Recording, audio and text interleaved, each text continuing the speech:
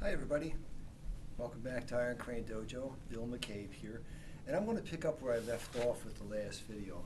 I was talking about a meditative exercise, standing like a post. Now just to make sure you're clear on this, I want to talk about a few approaches that we employ in how we utilize this particular drill in our own study, just to document it for our archives for one thing, but also for entertainment purposes so that you can get some ideas out of it by sharing, general sharing. Standing like a post means just that. It's like a post that's stuck in the ground, and that's how you have to visualize it. Or you might visualize it as a tree.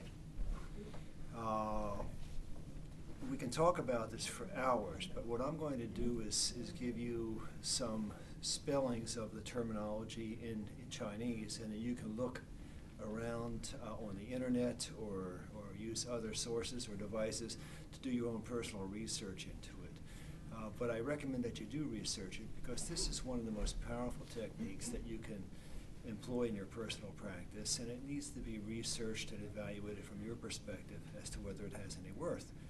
So standing like a post, in Chinese, there's two ways that it's romanized. Zhuang, Jan Juang, is one of the ways. So if you do a search for Zhuang on the internet, you'll find various text articles that talk about it at length. Or you might find a book somewhere in a bookstore or used bookstore that will be internal techniques referring to standing like a post. The other way it's romanized is Zhuang, Zhan Zhuang. So if you do either of those searches, Jan Juang or Zhan Zhuang, you'll find a lot of supplemental literature that will guide you in your thinking on this. Now, having said that, here's what it's about. Almost all the exercise that you engage in the martial arts is biomechanical in nature. And that's fine, but you know, when the engine begins to break down or get aged or wear out, it becomes a lot less efficient. And some of the great researchers into the martial arts in the past, in history, learned that there's a whole different arena of concept where movement can originate and have power. And that's from stillness.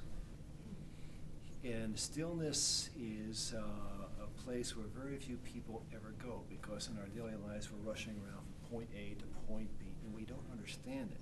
If somebody says, be still, you'll hold this position for about 5 seconds. Okay, now what? You know, that's what your reaction is. To really understand stillness, you have to go deep into it. And then when you work with biomechanical energy, your starting point on an explosion or emission of energy is 0, and you go from 0% to 100%. But when you master stillness, you're actually on the other side of the equation, and you're in the negatives, and you're starting from emptiness. And you can go as far back into emptiness as you can take it. You know, as you get more and more skills in the internal area, and you get a deeper understanding of stillness and emptiness, you could take your battle line far into that deep empty space before it even reaches 0. And before the dog is out of the gate, so to speak, it's already way past 100%, and then you're adding the biomechanical on top of that, then it becomes explosive.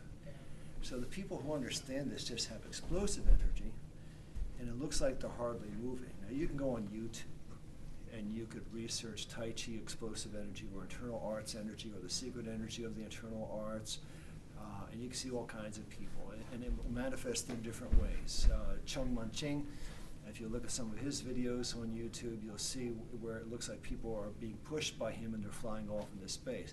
But other times it'll manifest like electricity. If you go to YouTube and look for some videos on Dynamo Jack, Dynamo D-Y-N-A-M-O, Jack, J-A-C-K, if they're still there, it looks like when he touches people, they start vibrating as though they were getting electric shock. Okay, but the point is that it can manifest in many different ways, and all this becomes part of your conscious control of it, depending on how deep you take it. So the bottom line is this: with standing like a post, there's like an internal alchemy that takes place within your body. And there's no way to describe it in detail in just a few short video minutes, but I can attest that something deep and profound does happen from personal experience, and then people that I respect who have taken it into very deep levels have a lot more to say about it. When you do this, when you practice standing like a post, you literally hold the position for extended periods of time, and then your body relaxes in a way that it never has a chance to relax in normal life or in normal exercise. And you undergo a deep transition within your body. Your ligaments relax, your joints relax, and there's a compression that takes place naturally. And then when you start to move weights or when you experience forces, you can almost see them before they're coming towards you. You can look at another person and instantly know if they're off balance. You always know that your balance is superior, because as you get used to standing like a post, you become like a sack of potatoes. If you have a 100-pound sack of potatoes and you have a 100-pound barbell weight, and you pick up the barbell weight that's compressed, it's easy because it's right there and you can see it. But when you pick up a 100-pound sack of potatoes, it's like it's all over the place, and you're struggling with it the whole time. And even when you pick it up, it's moving about and you're trying to manage it. And that's what happens when you master stillness. You achieve a deep center, and your weight is rooted all over the place. And whenever something comes in at you, it's unable to deal with that. But all the attackers that come at you, because they're not as deeply rooted or as still as you are, and they have not undergone those changes within as far as deep understandings, they feel very off balance to you. And I can give you an example. Let me borrow one of you all here. So, Sensei Chris, how much do you weigh? 230. Okay, 230. You just put your hands on me. See? So he puts his hands on. Terry comes over, hands on, hands on.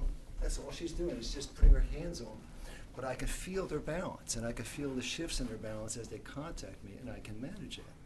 Okay, so go back to standing like a post. Thank you both. I appreciate it. Take a deep look at that exercise. Read everything you can. Over time, I want to talk some more about this, and I'm going to show you some of my own deeper thoughts into how to engage this into your personal practice. For now, though, we're just about done. Thanks for visiting with us, and we'll see you further down the line.